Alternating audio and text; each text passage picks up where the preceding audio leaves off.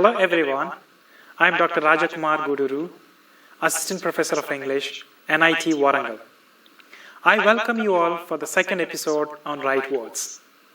Well, in the first episode, we have seen how important words are in communication. We have also seen that there are different aspects of learning word. In other words, aspects of vocabulary knowledge. You remember, there are 8 aspects of word knowledge we have talked about? Good. And later we have seen that antonyms, synonyms, homonyms, and one-word substitutions. So we have also seen the importance of right words. So these are the few things that we have seen in the first episode. And in the next episode, or in this episode, we are going to look at some of the techniques or strategies of learning new words. And then we also look into some of the ways and means of learning new words. And later, we will also look into how to use a dictionary well in learning new words. And later, we will look into some of the examples or assignments. Okay? With more examples, we will do some of the activities to brush up our knowledge and to gain perfection in learning antonyms, synonyms, homonyms, and one-word substitutions. Well, let's look into some of the guidelines for learning to use words correctly. In order to improve our ability to choose words, to choose the best words and most effective words, whether we are communicating orally or in writing, we should keep in mind the following. First one is purchase a good dictionary. For example, the Oxford Advanced Learners Dictionary or Collins Cobell Dictionary or Cambridge Advanced Learners Dictionary, and then use them. It's not just enough that we purchase. When I ask the learners, they say that, yes, we have Oxford Advanced Learners Dictionary or Collins Cobell Dictionary or Cambridge Advanced Learners Dictionary. Number of them will raise their hands. But it's not just enough that they have dictionaries, but when I ask them, do you really use them? The answer is no. So it's not just enough to possess dictionaries, but effective use of them will help you or enhance you learning new words. Keep that in mind. And the second thing is purchase a book of synonyms and antonyms. Very important.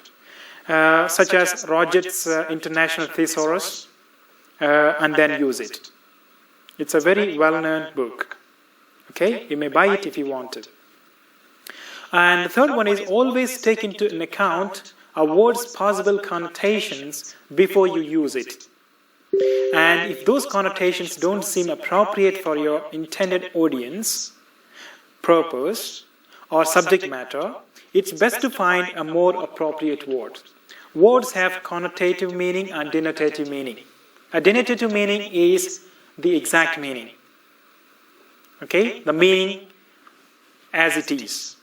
A connotation is the intended meaning. Okay? How we understand what the author is intended to convey.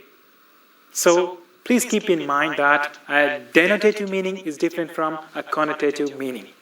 A denotative meaning is as it is. A connotation is intended meaning. It's very important to see the differences. And the next one is select specific and precise words, okay, instead of general or abstract ones. For example, words like thing, factor, aspect, individual, etc. are imprecise. Okay? Don't make the reader guess about what you are referring. State it clearly and precisely. Don't give a sort of ambiguity. Don't give a room for ambiguity when you're writing, when you're speaking for the audience. Audience shouldn't think that, oh, it's very general, we are not able to get the intended meaning. When we use a precise word, then it's very easy for the audience to understand and grasp the meaning. Okay? That avoids a sort of ambiguity. And finally, make sure you are using the right word. Okay? Not one that's similar in spelling, but means something else entirely. For instance, don't say detract if you mean distract. Detract means lessen or reduce. Distract means sidetrack or divert. Okay? So there is a possibility of mistaking one for the other here when they sound similar or when the spelling is almost similar. Therefore, we have to be very careful when we use these sort of words because the meaning can go wrong. So keep these 5 things in mind in order to help you, in order to help yourselves to achieve or in order to learn new words every day or day by day. Okay, that will really help you.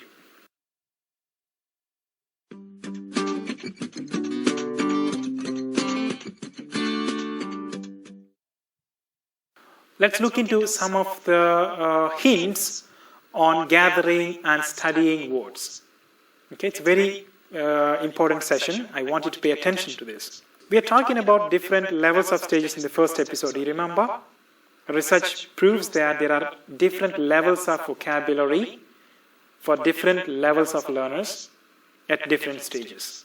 So, firstly, at elementary stages, it is quite important for one to choose which words one is going to study. Okay? The focus is very important. Which words? And if one tries to learn too many words, it is easy to forget them soon or get confused with them. So, one should not be over-ambitious when learning words. So thinking that just put the dictionary before him and then reading it from the beginning to the end. Let's not be too ambitious when it comes to learning words. Okay? It only confuses us and then we soon forget them. We end up that way. It would be better to limit the number of words to 5 or 6, and learn them thoroughly, then try to learn 15 to 20 words at one go. That is the ideal way of learning. First, you just start with the 5 to 6 words, learn them completely, and then if you still want to learn more, maybe maximum 15 to 20. So you have to pitch it at that level. The target must be these many words. You complete them, then you go into another set of words. Otherwise, you forget them or you will get confused. There is no point in learning that way. And it is good to employ certain techniques while studying new words effectively. Okay? Studying words means employing new ways of techniques. New ways and new techniques. It's very, very crucial. The following technique suggested by Lewis et al. 2004, how one records or remembers the new words, encounters new words. Okay, Lewis suggests some of the techniques to record and remember new words. Let's look into them. Well, there are a few ways to record new words. What are they? Number 1 is word plus translation. Some learners easily remember that immediately when he looks at a new word, immediately he translates into his mother tongue. And then he remembers it for long. So that's one way of doing it. And some learners remember word plus picture. It's a very effective it's a very effective technique. Some learners, when they encounter a new word, immediately they visualize and then they picturize. They imagine a picture and then they associate a picture with the word and then they don't forget it. And the next another technique is like word plus spelling. Some learners are very good at spelling. Therefore, they try to associate words' meaning with spelling and they remember. And other techniques like word plus an example sentence. Immediately when you find a new word, some learners they know the meaning and then immediately they use this particular word in a new sentence and they remember it.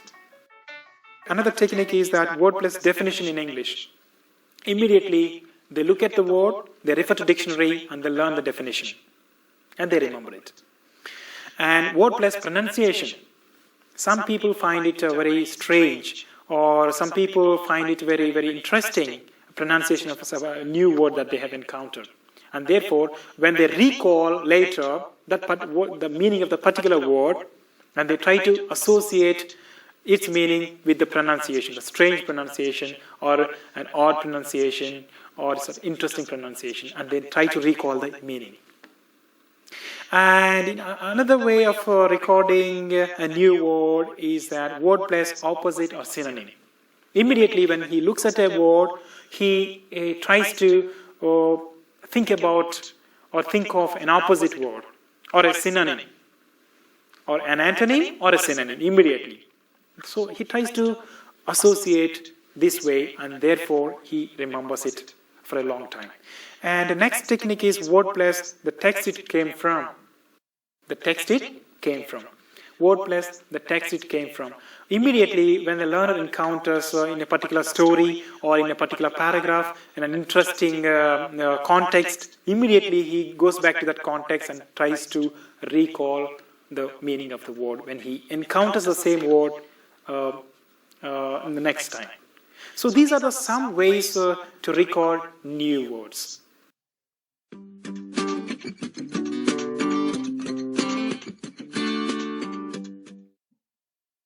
Now, after choosing words to study, we said that select words to study. Okay, some of the words, I told you some time ago that target a certain number of words, not all the words. Okay, once we select certain number of words to learn them, okay, now what bothers most of the learners, most of the second language learners is that the question, how to study them?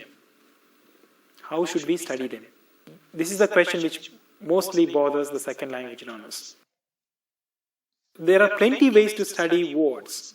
Some of them are active and some of them are very passive. Okay, now let's look into 16 ways of studying new words. Okay, let's look into some of the 16 ways of studying new words. Shall we look into them one by one? Okay. Well, the first one is underlining or highlighting words in a text. When we are reading an interesting story or a text, when you encounter a new word, what some people do is immediately they highlight it. Okay? They highlight it or they underline it. That is one way of, studying a word. Next one is using a dictionary to find the meaning of a word. Once you underline the word, next one is immediately you keep a dictionary by your side and refer to dictionary and learn the meaning of the word then and there. The third thing is using pictures and diagrams in the text to help. Meanings sometimes come through the pictures that are given in the text itself.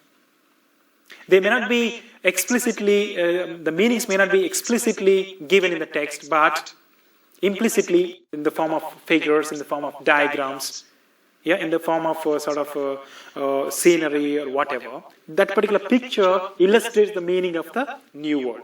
You have to be very careful to grasp that particular meaning of the word from that figure or picture. Okay, so that is the third thing.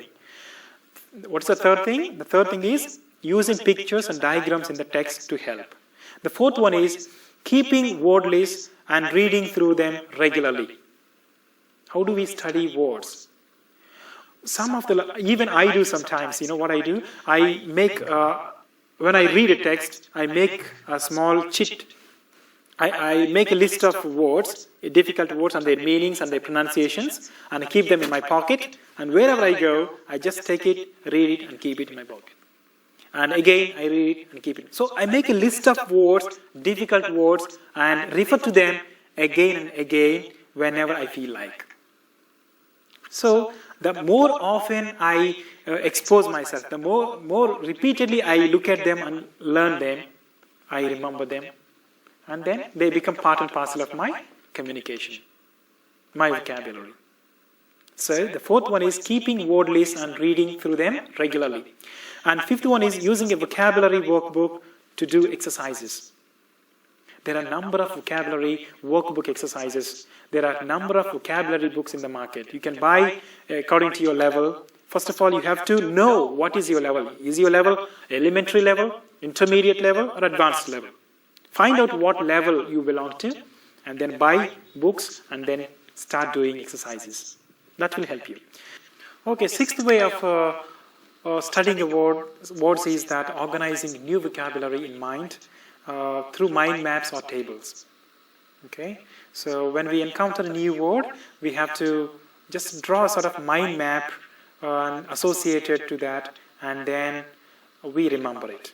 Okay, and the seventh one is collecting examples of new words such as tickets, advertisements, letters, and realia. When we encounter a new word, we collect example sentences or example things that represent to the meaning of this particular word in the form of things, and then we keep them, and then we try to learn or study them. And eighth one is carrying cards with new words on them in your pockets. Okay, cards. I was talking about some time ago lists. This time I'm talking about cards where you add some more extra information about the words and then keep them in your pocket ready and then study them. And ninth one is repeating new words to yourself many times. Okay, when you learn a new word, you keep thinking about it. Okay, you keep thinking, you study right now, and after 1 hour you remember it. What is that particular word I've come across? Or you remember it. And after 2 hours, and the next day, and after 3 days, like that. So it's better to recall it now and then so that you remember better.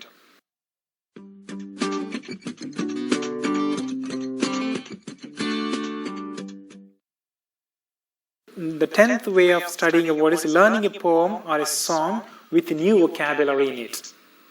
Okay, this is a very effective ways of learning new words. Suppose if you take one song or a poem, you encounter a number of new words. Okay, you come across a number of new words in it, and then it's very easy for us because they're all in one place. Okay, you can pick and choose what are that particular words you want to learn. Okay, the words that interest you in that poem. So you can always sing the song, learn to recite the poem. In the process, you a number of times, repeatedly, you come across these words and then try to remember the meaning. And the next one is labeling items with their names in English. For example, in the kitchen, it's a wonderful example. When I visited my friend's kitchen, he has labeled certain items or certain kitchen ingredients with a tag. Okay, so I could learn. I had an opportunity to learn some of the ingredients, which I never knew before. So, like that, suppose we don't know some of the ingredients, some of the names of items. So just you find the name of the item, just label it. So whenever you go into the kitchen, you have an opportunity to learn that particular item, so you won't forget it. Okay, that's one way of learning. Next one is asking someone to explain a word to you. Suppose you are traveling and you are reading on the newspaper, you come across a new word. Immediately, the next to you there is a person or your friend. You can ask him what does he think about what he could tell you, or what he could suggest you the meaning of the word. So that's one way of asking friends. There's nothing wrong in asking them. The next one is asking a friend to test you. Okay, you could inform him that you are studying a number of words, and after a week or so, you can ask him to test you on this particular words or this set of words. You can conduct a small test, and then you can test yourself. Okay, that's one way of studying words. Another way of studying words is that guessing the meaning of the word in context before checking with the dictionary. Some of us are very good at immediately going into the dictionary. That's not a good idea. When we come across a new word, what we're supposed to do is we're supposed to guess the meaning of the word first. We should try to guess the meaning of the word from the context. We should be aware of the context, and within the context, we will be able to understand. If we think about it, if we make our own guesses, even if we don't get the exact meaning, somewhere we will reach. the similar meaning we could come up with. Therefore, the good thing is that immediately when you encounter a new word, try to guess the meaning of the word. If you're still not happy with it, then you can refer to the dictionary. Okay? And the next one is writing paragraphs using new vocabulary. You have learned a couple of words some time ago, and then using that, try to compose a small poem or write a short paragraph, or write your own experience or a picnic. Okay? Then you remember them, because all the words you're recalling and putting them together, and that becomes, an exercise for you to remember them. The last one is explaining the vocabulary you have learned to a friend. You have learned a couple of words today, and then you can just test your friend, or you can explain to them if you cannot answer, if he doesn't know the meaning of those words. In that way, you have an opportunity to recall the meanings of the word, and we know that when you teach somebody, you will learn best. Keep these ways in mind, these ways of studying words in mind, and try to incorporate, try to practice them day by day. You may not practice, you may not want to try out all these techniques right away, but pick and choose interesting ways to study words that will really help you, and you can achieve learning words very, very quickly. And the next important thing is few hints on using dictionaries. Let's look into some of the hints or some of the suggestions about using dictionaries. We know that when we're talking about learning new words or difficult words, the important thing that we cannot avoid talking about is dictionary, use of dictionary. Okay, one person who would like to learn new words, a number of words, must possess a good dictionary. When I ask my students, most of them say that they don't have a good dictionary. Even a couple of them who possess a dictionary, they say that they don't frequently refer to it. So there is no point in doing that. Therefore, a learner, especially who wants to improve his vocabulary, should possess a good dictionary, and that will help him quite a lot. So what is that? It is essential for all the second language learners, especially for the beginners, to keep a good dictionary. Okay, if you're a beginner, keep a good dictionary. That will really help you. A good dictionary can be a great help in building up one's vocabulary. Almost all the aspects of vocabulary knowledge. You remember the 8 important aspects of word knowledge we talked about in the first episode. I'll help you to recall them. The first one is the meaning of the word. The second one is the written form of the word, that is spelling. The third one is the spoken form of the word, pronunciation. The fourth one is grammatical behavior of the word. Fifth one is collocations of the word. And the sixth one is register of the word. Seventh one is the associations of the word. And the eighth one is the frequency of the word. 8 aspects of vocabulary knowledge. Okay? So it's very important that any good dictionary will be able to give you all these 8 aspects. Okay, therefore, I've already told you that 8 aspects are very important, because that helps us to communicate well, that helps us to function in a different context. Okay, therefore, any good dictionary will give you all these 8 aspects in it. Therefore, possessing a good dictionary is a very important thing. While choosing the dictionary, it's very important to know the level of proficiency one has. And the second thing is that when you want to purchase a good dictionary, you can take the help of your teacher. And it is also important to seek teachers or friends' help when using a dictionary. Suppose when you buy a new dictionary, you may not be able to use it well because you don't know how to use it. Using dictionary is not a joke. It's not a very simple thing, it's not an easy thing. And therefore, there are a number of aspects to learn in it, and there are some certain abbreviations, there are some other new aspects which we are not aware of it. Therefore, there is no harm in taking the help of a friend or a teacher, okay, so that we can make a better use of the dictionary. Otherwise, there is no point in buying a good dictionary and just confining it to the room or shelves. All right. So some of the good dictionaries are like Oxford picture dictionaries. If you are a beginner, you can buy this dictionary for elementary learners. Next one is Oxford Learners Pocket Dictionary. Okay, for intermediate learners. If you think you are an intermediate, your level is intermediate level, then you can go for Oxford Learners Pocket Dictionary. Oxford Advanced Learners Dictionary for advanced learners. And Cambridge Advanced Learners Dictionary, it's also for advanced learners. And Longman's Active Study Dictionary for intermediate learners. So you can choose one of these dictionaries and use them well. Okay, that will really help you.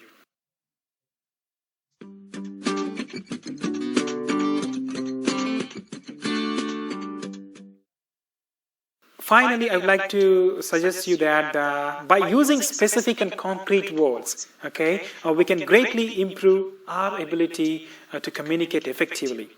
And by improving our communication, we will be far more likely to make a positive impression upon the recipients of our messages. Okay, whether those messages are delivered orally or in writing.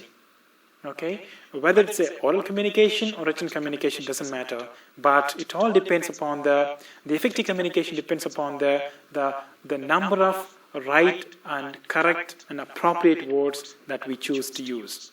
Okay, and there are also lots of ways in which we can effectively learn new vocabulary and not to have to resort to translation. Some of us think that only translation works better.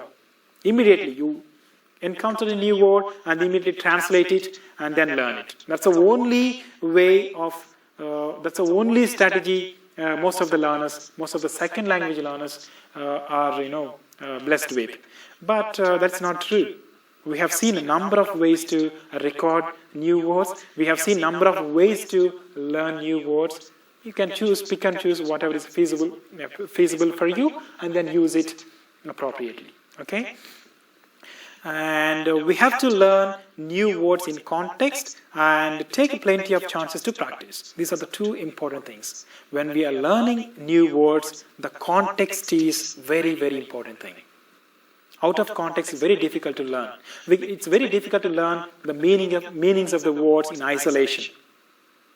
Okay? You try and see that. You try to learn one word in isolation, you try to learn one word in context and see which is better for you, which you can learn quickly. Okay? When we learn words in context, there are a number of things that help us to remember and to learn word. But in isolation, there are no clues. So that becomes very difficult. Therefore, context plays a crucial role. And also, practice. Take plenty of chances to practice. Practice, practice, practice. Practice makes you perfect. Okay? So, when we are learning words, don't be too ambitious to learn number of words at one go in a day, as I told you. Okay? Learning words happens gradually, day by day. Okay? Learning all the 8 aspects is not an easy thing. It only happens gradually, day by day. Therefore, focus on all these aspects over a period of time. Take some time, okay, and then use a good dictionary, context, and then practice. I hope you have got some idea about how to go about learning new words and difficult words and antonyms, synonyms, homonyms, and one-word substitutions. And I hope all these things will come in a long way that will really help you. And I wish you all the success in learning new words. Goodbye.